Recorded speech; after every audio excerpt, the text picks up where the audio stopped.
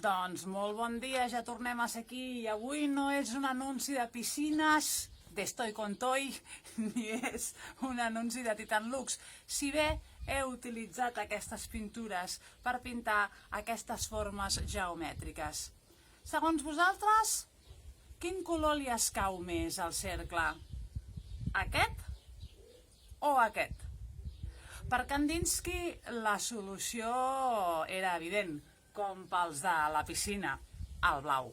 El blau és el color de l'eternitat, el blau és el color del cel, és el color més sagrat, el color que té un so, inclús el so com el contrabaix, un so profund, un silenci, una calma.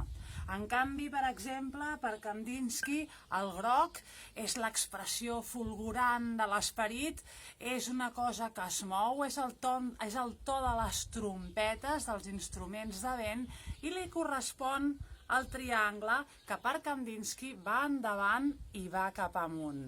És l'expressió de la potència, de l'energia, del món que tira endavant. I en canvi, el vermell per Kandinsky tenia que estar en el quadrat. El quadrat és l'estabilitat. Les cases són quadrades, no són ni triangulars ni rodones. És l'estabilitat, allò que ens arrela a la terra. La terra vermella, el vermell, el color terra, el xacra vermell.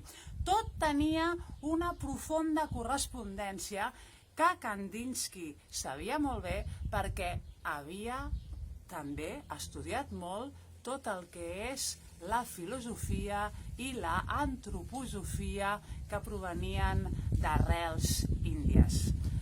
Totes aquestes coses tan interessants i més en el meu curs que començo d'aquí 2 setmanes i que en breu us presentaré.